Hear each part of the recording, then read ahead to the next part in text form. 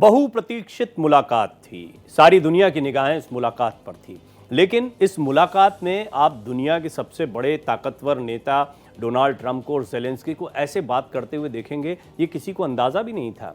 और देखते ही देखते कैमरे के सामने होने वाली ये बातचीत ऐसा लगा कि किसी टेलीविज़न शो में दो लोगों के बीच चल रही बहस हो। लगभग यही स्थिति बनी और पूरी दुनिया में देखते ही देखते इस बातचीत का वीडियो वायरल हो गया। इस बातचीत में क्या कुछ हुआ है और आने वाले दिनों में इस बातचीत का क्या असर पड़ेगा, कुछ अहम पहलू हैं। अमेरिकी राष्ट्रपति ट्रंप और यूक्रेन के राष्ट्रपति ज़ेलेंस्की के बीच वार्ता विफल हो गई है। ट्रंप ने ज़ेलेंस्की पर अमेरिका के अपमान का आरोप भी लगाया। वहीं ज़ेलेंस्की की मिनरल डील भी खटाई में पड़ गई है। साथ ही रूस यूक्रेन युद्ध के बंद होने पर भी सवालिया निशान खड़ा हो गया है। रूस इस पूरे घटनाक्रम से खासा खुश है, वहीं यूरोप ज़ेलेंस्की के साथ खड़ा हुआ है। देखिए पहले ये रिपोर्ट, फिर बात करते हैं डिटेल में। ट्रंप ज़ेलेंस्की में तीखी बहस, मामला जस का तस। People are dying. You're running low on soldiers. Listen, you're running low on soldiers. कैसे खत्म होगा रूस Ukraine war? I don't want a ceasefire. I don't want a ceasefire. I want to go and I want this. Zelensky पीछे हटने को नहीं तैयार। Of course, we want to stop the war. But you're saying you don't want a ceasefire. Trump की खरी Zelensky भी अड़े। You get a ceasefire faster than an agreement. Ask our people about ceasefire, what they think. खटाई में mineral deal, कायम है तल्खी की feel. It was not a smart person. That was with Obama. It was your president. Excuse me. ये तस्वीरें काफी कुछ बयां कर रही हैं। ऐसा नजारा व्हाइट हाउस में कभी नहीं दिखा था। अमेरिकी राष्ट्रपति ट्रंप और यूक्रेन के राष्ट्रपति ज़ेलेंस्की की वार्ता पर दुनिया दम साधे इंतजार कर रही थी, लेकिन दोनों नेताओं के बीच तल्ख बहस के बाद वार्ता विफल हो गई। I don't want a ceasefire. I don't want a ceasefire. I want to go and I want this. Trump ने भी खूब खरी खोटी सुनाई। मिनरल डील का मंसूबा पाले ज़ेलेंस्की खाली हाथ या यूं कह लें ब्रिटेन बैरन लौट गए। बड़े बेआबरू होकर तेरे कूचे से हम निकले वाली फीलिंग है। Don't tell us what we're going to feel. We're trying to solve a problem. Don't tell us what we're going to feel. I'm not telling you. Because you're in no position to dictate that. Remember this. I'm not You're in no position to dictate what we're going to feel. We're going to feel very good. You will feel influence. We're going to feel very good and very strong. You will feel influence. You're right now not in a very good position. You've allowed yourself to be in a very bad position, and he happens to be right about it. From the very beginning of the war, you're not in a good position. You don't have the cards right now. With us, you start having cards. Playing cards. Right now, you don't. Yeah, you're playing cards. Mr. President. You're playing cards. Serious. You're gambling with the lives of millions of people. You're gambling with World War III. You're gambling with World War III. Zelensky Trump को मनाने आए थे, लेकिन तल्खी के बीच सब कुछ बिखर सा गया। हालांकि ज़ेलेंस्की ने ट्रंप से माफी मांगने से इनकार कर दिया और कहा, मैं राष्ट्रपति का सम्मान करता हूं, मैं अमेरिका के लोगों का भी सम्मान करता हूं, मुझे नहीं लगता कि मैंने कुछ गलत किया है। ट्रंप और ज़ेलेंस्की की जो ये मीटिंग हुई है बहुत ही अजीबोगरीब हुई। वर्ल्ड हिस्ट्री में और मानिए अमेरिकन हिस्ट्री में कभी ऐसी कोई मीटिंग नहीं हुई ओवल ऑफिस में प्रेसिडेंट ऑफ अमेरिका के साथ किसी दूसरे देश के लीडर की, जो इस तरह की तू मैम में कन्वर्ट हो गई। तो बहुत ही अनप्रेसिडेंटेड है। दूसरी बात, मेरे विचार से इसमें अमेरिकन डिप्लोमेसी ने गलती करी, बहुत बड़ी गलती। पहली बात, जब उन्हें पता था कि ज़ेलेंस्की के विचार क्या हैं और ज़ेलेंस्की अभी तैयार नहीं है इस तरह की बातचीत के लिए कि सीज फायर कैसी हो, मिनरल्स का क्या हिसाब हो, तो ज़ेलेंस्की को बुलाया क्यों मीटिंग के लिए? वहीं ताजा घटनाक्रम रूस को बहुत सुहा रहा है, भा रहा है। रूस गदगद है। पूर्व रूसी राष्ट्रपति दिमित्री मेदवेदेव ने कहा कि ज़ेलेंस्की को एक जोरदार तमाचा मिला है। मेदवेदेव ने सोशल मीडिया में पोस्ट किया, ओवल ऑफिस में क्रूर तरीके से पिटाई की गई। वहीं रूसी विदेश मंत्रालय की प्रवक्ता मारिया ज़खारोव ने कहा, ये चमत्कार था कि ट्रंप और वेंस ने बहस के दौरान ज़ेलेंस्की पर हमला करने से खुद को रोक लिया, जिसे दुनिया भर के समाचार चैनलों पर प्रसारित किया गया। ज़ेलेंस्की उसी हाथ को काट रहे थे जिसने उन्हें खिलाया था। हालांकि ज़ेलेंस्की और ट्रंप के बीच तल्खी में यूरोप ज़ेलेंस्की के साथ खड़ा है। फ्रांस के राष्ट्रपति एमेनुएल मैक्रों, स्वीडन के प्रधानमंत्री उल्फ क्रिस्टेनसन और एस्टोनिया की विदेश मंत्री मार्गस तास्कना ने सबसे अहम बयानों में रूस के खिलाफ अपना रुख स्पष्ट किया। उन्होंने इस बात पर जोर दिया कि शांति की राह में सिर्फ पुतिन की आक्रमण की नीति है जो रोड़ा बन रही है। बहरहाल यहाँ से रूस यूक्रेन के बीच युद्ध विराम की स्थिति तो नहीं लग रही। ट्रंप आग बबूला हैं और जेलेंस्की पर तीसरे विश्व युद्ध के जुआ खेलने का आरोप लगा रहे हैं। You're gambling with World War III. You're gambling with World War III. वहीं जेलेंस्की भी पीछे हटने को तैयार नहीं। बात बिगड़ी है तो बिगड़ती ही चली जा रही है। Bureau report, Bharat express.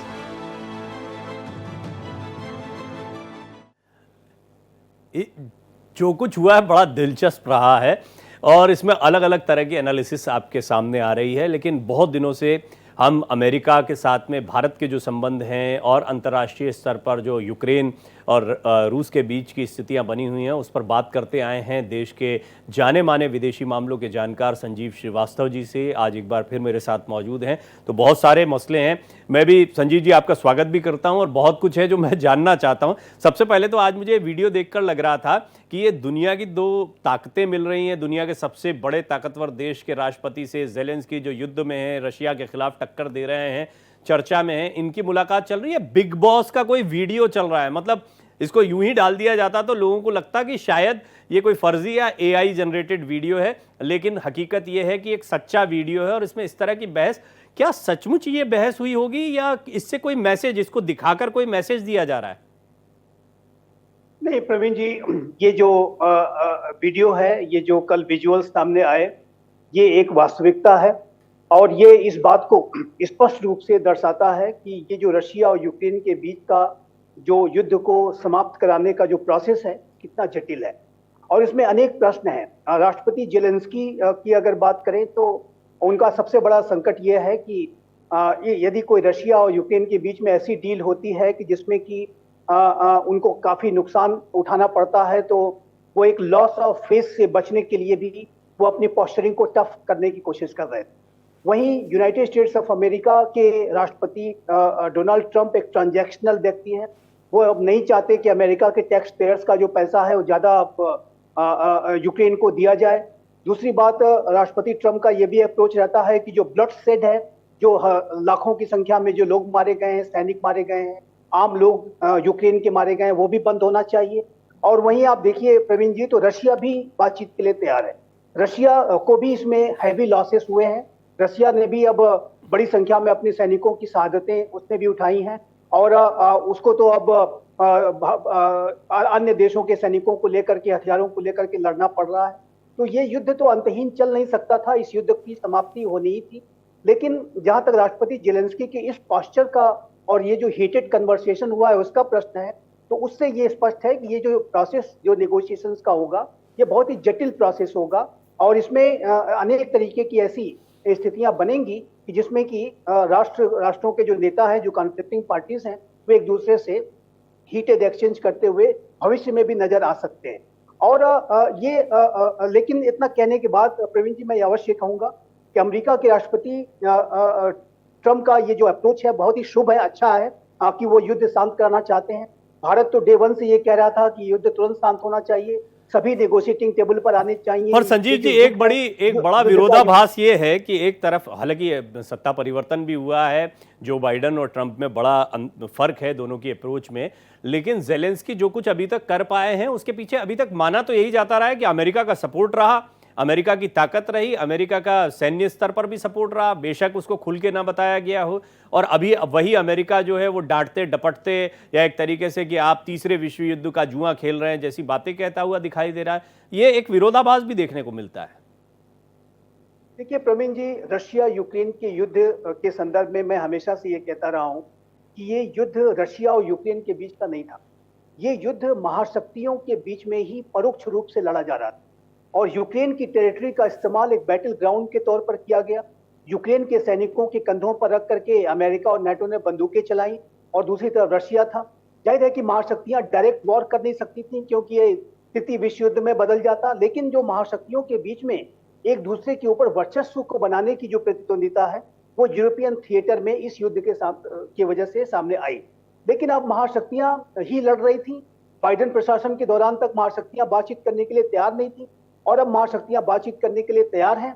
इसी वजह से यूक्रेन के पास कोई ऑप्शन नहीं है बस इसके कि वो एक सीज फायर की डील को साइन कर ले और इस युद्ध को शांत होने के सिवा अब कोई इसका विकल्प नहीं है। यूक्रेन अपने बल पर ये युद्ध, राष्ट्रपति ट्रंप का तो कहना था कि 2 हफ्ते से भी ज्यादा आप नहीं लड़ सकते थे, तो उस पर जेलेंस्की ने कहा कि मैं कुछ दिनों तक ही नहीं लड़ पाता। ये जो सारी बातें हैं इस युद्ध की सच्चाई को दर्शाती हैं कि ये युद्ध महाशक्तियां ही लड़ रही थी और अब महाशक्तियां नहीं लड़ना चाहती, इसलिए युद्ध अब समाप्त हो जाएगा। मेरा संजीव जी प्रश्न ये है कि मतलब ये बात बहुत स्पष्ट है कि अगर अमेरिका साथ में नहीं है तो फिर शायद नेटो भी पांव पीछे खींचे, और नेटो रहे भी तो भी रशिया के खिलाफ मुझे नहीं लगता कि बहुत इतनी ताकत दिखा पाएंगे जब तक अमेरिका अपरोक्ष परोक्ष रूप से साथ में नहीं है। तो कुल मिलाकर जेलेंस्की भी यहाँ कोई मैसेज देना चाहते हैं क्या इस बहसबाजी के जरिए, क्योंकि उन्हें पता है कि उनके हाथ में कुछ नहीं है, लेकिन शायद हो सकता है यूक्रेन की जनता को या दुनिया को मैसेज देना चाहते हो कि वो सही हैं और वो तो लड़ना चाहते हैं, लेकिन अब देखिए किसी का सपोर्ट हमारे साथ नहीं है। ये आपने बहुत ही अच्छा प्रश्न किया है प्रवीण जी। देखिए, यूक्रेन के राष्ट्रपति जेलेंस्की लॉस ऑफ फेस से बचना चाहते हैं। वो एक ऐसे चेहरे को बना के रखना चाहते हैं कि ताकि इस कोई डील के बाद वो जब यूक्रेन की जनता के साथ सामने जाएं तो अपना चेहरा उन्हें दिखा सके। और इसी वजह से मेरा ऐसा ये कहना है कि अमेरिका के राष्ट्रपति डोनाल्ड ट्रंप का ये विचार तो बहुत अच्छा है। अच्छा ये भी है कि रशिया भी बातचीत करने के लिए तैयार है, लेकिन जो ये डील जो भविष्य में अगर कोई होगी तो वो ऐसी डील होनी चाहिए कि जिसमें कि विन विन सिचुएशन पैदा हो। एक ऐसी डील हो जिसमें कि यूक्रेन के राष्ट्रपति जेलेंस्की को और यूक्रेन को कोई लॉस ऑफ फेस ना हो, नेटो को कोई लॉस ऑफ फेस ना हो। अभी आप देखिए तो यूरोपीय जो राष्ट्र हैं वो जेलेंस्की के साथ खड़े हुए दिखाई देते हैं, क्योंकि यूरोपीय राष्ट्रों को भी इस बात का अंदेशा है कि यदि कोई ऐसी डील हो जाती है कि जिसमें कि रशिया को बड़ा उनको लाभ हो जाता है, तो ऐसे में नेटो को एक लॉस ऑफ फेस का सामना करना पड़ सकता है। नेटो के राष्ट्रों को, नेताओं को, अपनी जनता को जवाब देना मुश्किल पड़ सकता है। तो ऐसे में जो राष्ट्रपति जेलेंस्की ने ये जो पॉस्चरिंग जो कल की, जो एक हीटेड कन्वर्सेशन किया, वो अपने चेहरे को बचाने के लिए, अपनी स्किन्स को बचाने के लिए उन्होंने किया है। लेकिन इसका आशय ये नहीं है कि अमेरिका और यूक्रेन के बीच में सब कुछ खत्म हो गया है। ये जो हीटेड कन्वर्सेशन, मैं इसको कहता हूं कि ये इस बात की संभावना थी कि इस तरीके की जटिल स्थितियां बनेंगी। और हालांकि ये रेयर हुआ है कि अंतर्राष्ट्रीय मीडिया के सामने इस तरीके के हीटेड कन्वर्सेशन हुए हैं। ये जाहिर है अपने आप में बहुत ही दुर्लभ तरीके के विजुअल्स हैं, लेकिन इस तरीके के जो जटिल नेगोशिएशंस जाहिर है कि ये होने ही थे। और लेकिन यूक्रेन के संदर्भ में ये कहूंगा कि यूक्रेन के पास अब कोई विकल्प नहीं है इसके सिवाय कि वो इस युद्ध को शांत करा ले। और यूक्रेन के राष्ट्रपति जेलेंस्की को अपने अप्रोच को बदलना चाहिए। उनका जो रशिया को लेकर के अभी 3 वर्षों तक का जो अप्रोच रहा है उसमें बहुत ही कटुता है, घृणा है, हर तरीके की राष्ट्रपति पुतिन के लिए एक नफरत का भाव अवश्य दिखाई देता है। लेकिन अब नए दौर की जो नई सच्चाइयों को स्वीकार करते हुए यूक्रेन के राष्ट्रपति कोई भी राष्ट्र इंडिविजुअल सोच से नहीं चलता है। किसी व्यक्ति विशेष की राय कुछ भी हो सकती है और फिर उसी को तानाशाही कहते हैं जब व्यक्ति विशेष की राय से कोई देश आगे बढ़ता है। यह दुनिया की तमाम सत्ताओं में देखा गया है। हालांकि हमने ये भी देखा है कि सत्ताधीश जैसा होता है सत्ता वैसे ही आगे बढ़ती है। ये पहलू भी नज़रअंदाज नहीं किया जा सकता है। फिलहाल सत्ताधीशों को आप देख सकते हैं, चाहे वो व्लादिमीर पुतिन हो, व्लादिमीर जेलेंस्की हो, डोनाल्ड ट्रंप हो, या फिर एक और बड़ी खबर मैं संजीव जी आपसे बात करते करते दर्शकों को बता देता हूं। दरअसल जेलेंस्की लंदन पहुंच चुके हैं और जेलेंस्की का लंदन पहुंचना इसलिए भी अहम है क्योंकि अब यहाँ पर यूरोपियन यूनियन की जो बैठक है उसमें वो शामिल होंगे। और जो आप बात कर रहे थे अभी, अमेरिका की तरफ से स्टैंड क्लियर हो गया, भाई युद्ध बंद करो, ये युद्ध तीसरे विश्व युद्ध का जुआ है जैसी बातें हो गई हैं, बहुत कड़ी और तीखी बातें हुई हैं। आपने बिल्कुल ठीक कहा, स्पष्ट तौर पर यूक्रेन के पास में अभी कुछ नहीं है, पत्ते जो हैं वो उनके हाथ से निकल चुके हैं। अमेरिका नहीं चाहता युद्ध लंबा खींचे और यूरोपियन यूनियन पर भी कुछ इसी तरह का दबाव होगा। यूरोपियन यूनियन की बैठक में वो शामिल होंगे। लंदन पहुंचते ही जेलेंस्की का एक्सपर्ट पोस्ट भी आया, शांति के लिए राष्ट्रपति ट्रंप से मिला, ट्रंप का सहयोग हमारे लिए ज़रूरी है, कठिन बातचीत के बावजूद हम रणनीतिक साझेदार हैं, हमें ईमानदारी से एक दूसरे से बात करनी होगी। कल ट्रंप के साथ जेलेंस्की की जो बहस हुई थी उसके बाद में उनकी इस पोस्ट को बहुत महत्वपूर्ण माना जा रहा है। संजीव जी, ये तो बात हुई कि किस तरीके से जेलेंस्की अब पहुंच गए हैं लंदन, वहाँ पर यूरोपियन यूनियन की बैठक में भी वो शामिल होंगे, लेकिन कुल मिलाकर अब धीरे धीरे ये सारी चीज़ें युद्ध समाप्ति की ओर संकेत करती हैं। यूक्रेन का होगा क्या, जेलेंस्की का होगा क्या? रशिया की ताकत अगर इतनी ज़्यादा है और इतना लंबा समय, 3 साल का समय युद्ध में इन्वेस्ट किया है, उनके भी लाखों सैनिक मारे गए, बहुत सारे संसाधनों का खात्मा हुआ है, क्या यूक्रेन का अपना अस्तित्व बचा रहेगा या रशिया अपने नुकसान की भरपाई कैसे करेगा?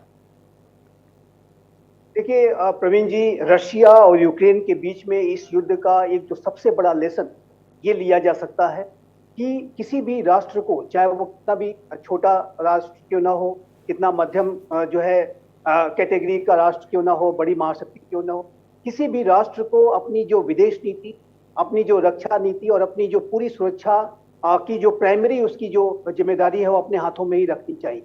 वो किसी दूसरे अलायंसेस के ऊपर, किसी महाशक्ति के ऊपर निर्भर रह करके आप जो है इस बात की अपेक्षा नहीं कर सकते कि आपका अस्तित्व बचा रहेगा।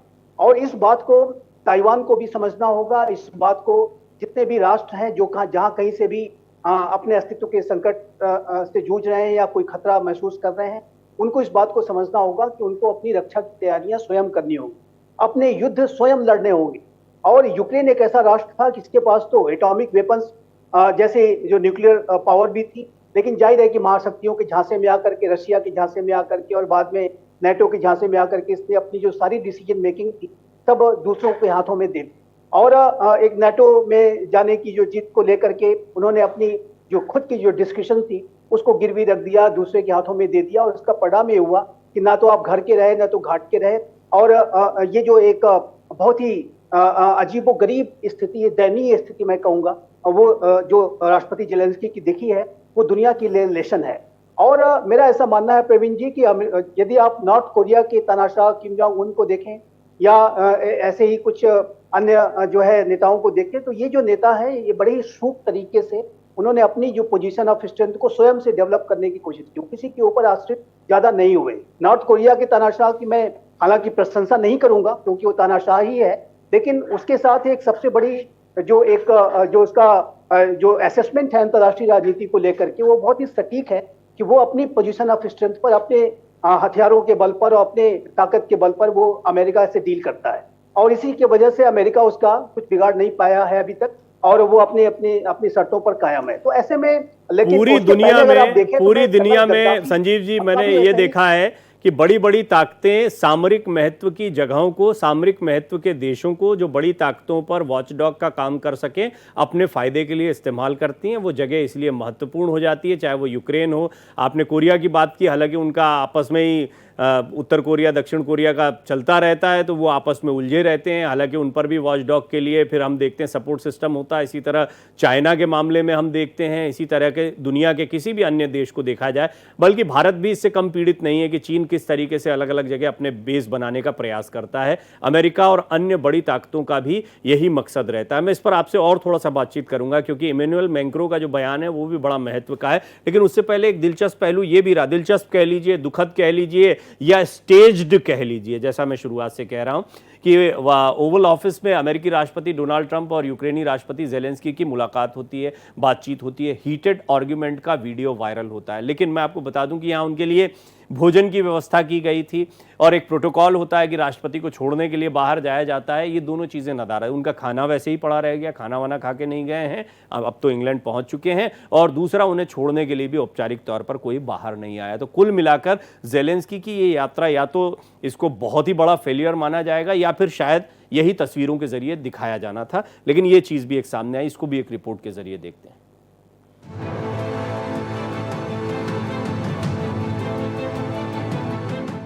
ट्रंप जेलेंस्की की वार्ता विफल, आखिर कैसे निकलेगा युद्ध का हल? सूना सूना रह गया बातचीत का मंच, धरा रह गया यूक्रेनी मेहमानों का लंच, साझा बयान का टूटा अरमान, क्या रूस यूक्रेन में और होगा घमासान?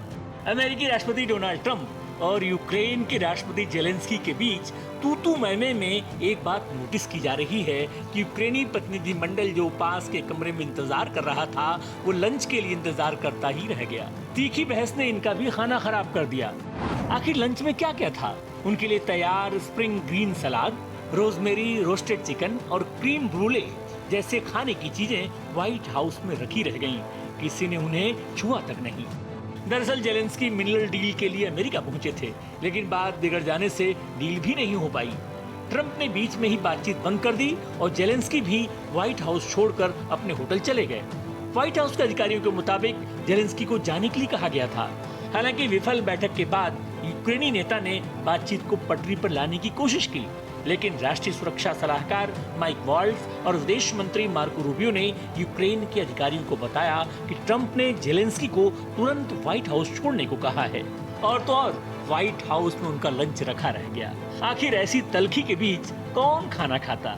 वहीं जेलेंस्की के साथ बैठक के बाद यूएस प्रेसिडेंट डोनाल्ड ट्रंप की ओर से अलग से बयान जारी किया गया। बयान में लिखा गया, इस बैठक में कई अहम बातें सामने आईं जो सामान्य परिस्थितियों में नहीं समझी जा सकती थी। भावनाओं के उभार में कई सच सामने आए और मुझे पता चल गया कि राष्ट्रपति जेलेंस्की शांति के लिए तैयार नहीं है। जब तक अमेरिका इसमें शामिल है, वो मानते हैं कि अमेरिका की भागीदारी से उन्हें वार्ता में बड़ा फायदा मिलता है, लेकिन मैं कोई फायदा नहीं चाहता, मैं शांति चाहता हूँ। उन्होंने अमेरिका का अपमान किया है। जब वो वास्तव में शांति के लिए तैयार होंगे तभी दोबारा आ सकते हैं। In spite of the misery of Zelensky, then now he says, now Trump says, I want, I'll bring you peace in no time. There is no problem. All you have to do is, and I'll write off those 350 billion I've given. Let me sign the deal with the rare earth deal. Now, it's what is it? It's fishing in troubled waters. So that is the thing. So this is what is the whole world is looking like that. NATO is looking at their interest. Trump is looking at his interest. बहरहाल युद्ध को लेकर Zelensky की मंशा साफ नजर आई। युद्ध तो ऐसे ही चलता रहेगा, लब्बो लुआब तो यही मतलब निकला। Bureau report, Bharat express. Sanjeev ji, ये चर्चा में वैसे तो बहुत सारी बातें हैं, लेकिन दो तीन इम्पॉर्टेंट पॉइंट है, जैसे कि एक मिनरल डील की बात चल रही है और अभी जो मेजर जनरल बख्शी कह रहे थे वो भी एक इम्पॉर्टेंट बात है कि वेव ऑफ कर दिया जाएगा। इनके ऊपर बहुत सारा कर्जा भी तो चढ़ता जा रहा है युद्ध के दौरान, उसका क्या होगा? तो क्या ऐसा लगता है, और यहाँ पर जब हीटेड आर्ग्यूमेंट शुरू हुआ तो दोनों ही के स्टैंड देखने जैसे हैं। उसको अगर माइन्यूटली एनालाइज किया जाए तो हम देखते हैं कि ट्रंप भी एक तरीके से सीधे बोल रहे थे, एक बड़े मास्टर की तरह, कि चुपचाप मेरी बात सुनो, पहले शांति की बात करो, फिर बाद में बात होगी। जेलेंस्की शायद हो सकता है ये कहना चाह रहे हो कि बाकी पहलुओं पर भी बात हो जाए। आप इन दोनों चीज़ों को कैसे देखते हैं? देखिए, ये जो हीटेड कन्वर्सेशन हुआ, इसमें राष्ट्रपति जेलेंस्की जाहिर है कि अपने पुराने अप्रोच पर कायम है और उनकी जो चिंताएं हैं वो जाहिर है कि अंडरस्टैंडेबल है। अब वो 3 वर्षों तक उन्होंने युद्ध लड़ा है और काफ़ी उसमें जटिलताओं का उनको और बड़ स्थितियों का सामना करना पड़ा है। तो जाहिर है कि ऐसे में जो उनकी अंदर की जो कटुता राष्ट्रपति पुतिन और पूरे रशिया के लिए है वो स्पष्ट रूप से दिखाई दी। लेकिन अगर आप व्हाइट हाउस की बात करें तो व्हाइट हाउस में डोनाल्ड ट्रंप अभी नए आए हैं, तो जाहिर है कि उनको उनके अंदर उस तरीके की जो कटुता नहीं होगी जैसा कि राष्ट्रपति बाइडेन जो पूर्व राष्ट्रपति अब बन चुके हैं उनके अंदर होगी। तो ये जो बदलाव आए हैं अमेरिका में और राष्ट्रपति डोनाल्ड ट्रंप का जो एक ट्रांजैक्शनल अप्रोच है, वो एक डायलॉग और डिप्लोमेसी की जो बातें करते हैं, उसमें जाहिर है कि अंतर है। लेकिन यूक्रेन के जो राष्ट्रपति जेलेंस्की हैं वो अपने लिए सिक्योरिटी गारंटीज की वो बात कर रहे हैं और वो ये कह रहे हैं कि ये जो डील, वो भी युद्ध चाहते हैं कि शांत हो, लेकिन जो रशिया ने उनके ऊपर एग्रेशन किया और क्या रशिया भविष्य में ऐसा नहीं करेगा इत्यादि इत्यादि, जो अनेक वो अपनी सुरक्षा को लेकर और अपनी अखंडता को लेकर भी चिंतित हैं और वो उनको भी एड्रेस करवाना चाहते हैं कि उन इश्यूज को भी एड्रेस किया जाए, तब शांति की बात। संक्षेप में अब 2-3 चीज़ें संजीव जी, आपका समय मैं चाहता हूं ज़्यादा से ज़्यादा कंज्यूम कर लूं, कि इम्यूनल मैक्रो कह रहे हैं कि हमने जो पहले स्टैंड लिया, रशिया पर प्रतिबंध लगाया, बिल्कुल ठीक था, और हमसे मेरा मतलब है चाहे वो जैपनीज हो, कनाडाई हो, अमेरिका का भी जिक्र किया, हम सबको अपने स्टैंड पर बरकरार रहना चाहिए। तो ये जो बाकी या यूरोपियन यूनियन भी उन्होंने इसमें ऐड किया, तो क्या ये इससे कोई फर्क पड़ता है कि अमेरिका का स्टैंड क्या होता है और बाकी लोगों का क्या स्टैंड होता है? अमेरिका कोई दबाव में आएगा या अमेरिका के दबाव में बाकी लोग आएंगे? अब ये युद्ध कंटिन्यू नहीं कर सकता प्रवीण जी, और मोर सूनर और लेटर यूक्रेन को भी और यूरोपीय राष्ट्रों को भी सीज फायर के लिए तैयार होना हो। वर्तमान समय में राष्ट्रपति जेलेंस्की अपने जो फेस को बचा के रखने के लिए उन्होंने एक सख्त पॉस्चरिंग जरूर की है, वो अपने स्टैंड को दिखाना चाहते हैं।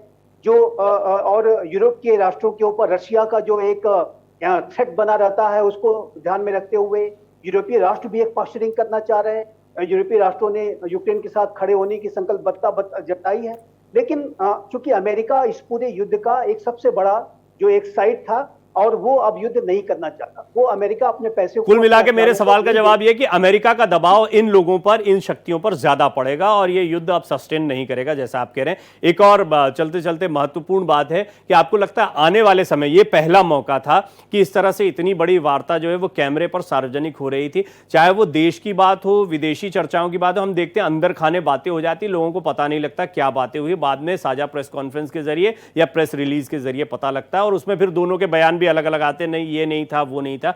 इस परंपरा को आप कैसे देखते हैं, भारत के दृष्टिकोण से हो, दुनिया की अन्य बैठकों के दृष्टिकोण से हो, जो हो आमने सामने हो, देख लो भाई क्या हुआ है। ये देखिए, राष्ट्रपति ट्रंप ने जैसा कहा कि वो अगर वो चाहते तो इसको इसका जो टेलीविजन कवरेज हो रहा था उसको रोक सकते थे, लेकिन उन्होंने कहा कि हमने इसको कंटिन्यू होने दिया। ये जो हीटेड कन्वर्सेशन था, मैं ये चाहता था कि अमेरिका की जो जनता है उसको देखे, और जाहिर है कि वहां से अमेरिका ही नहीं बल्कि पूरा इंटरनेशनल मीडिया था। तो ये भी राष्ट्रपति ट्रंप का जो एक अनकन्वेंशनल अप्रोच है डिप्लोमेसी का, उसको दर्शाता है। वो किसी भी समस्या को लेकर के जो भी उसका जो कोई इश्यूज हैं उसको एक वाइडली उसको एक सर्कुलेट करते हैं और एक ऐसा अप्रोच लेकर के चलते हैं कि जिसमें कि स्टेटस को बिगड़ता है और फिर एक हलचल सी मचती है और उसके बाद वो वहां पर अपनी संभावनाएं, अपने अवसर तलाशते हैं। तो ये राष्ट्रपति ट्रंप अगर वो चाहते, और ये भी नहीं भूलना चाहिए कि इस बार डोनाल्ड ट्रंप ने और अमेरिका ने सोशल मीडिया की ताकत को जैसे समझा, शायद इतिहास में कभी नहीं। एक समय था सोशल मीडिया को भारत एक बड़ा कंज्यूमर दिखाई देता था दुनिया के सभी देशों को यहाँ पर, लेकिन अब हम देख रहे हैं कि किस तरह से अमेरिका भी तेजी से, और खास तौर पर तब जब एलन मस्क इतने एक्टिवली इन्वॉल्व रहे हैं, एक्स का इतना बड़ा इस्तेमाल अमेरिकी राष्ट्रपति के चुनाव में हुआ है, तो जाहिर तौर पर अब वो ये सोशल मीडिया, वायरल फीवर, ये जो भी चलता है, इसकी ताकत को ट्रंप भी समझ गए, इसको बड़ा एंजॉय भी कर रहे हैं। हाँ, ये बात सही है कि आने वाले दिनों में अगर इस तरह की वार्ताएं और सार्वजनिक होती हैं तो लोग और बेहतर तरीके से समझ सकते हैं कि दुनिया की दो बड़ी ताकतें भी ठीक वैसे ही मिलते हैं, जैसे पड़ोसियों के झगड़े होते हैं, ठीक वैसे ही इन बड़े बड़े लोगों के झगड़े होते हैं।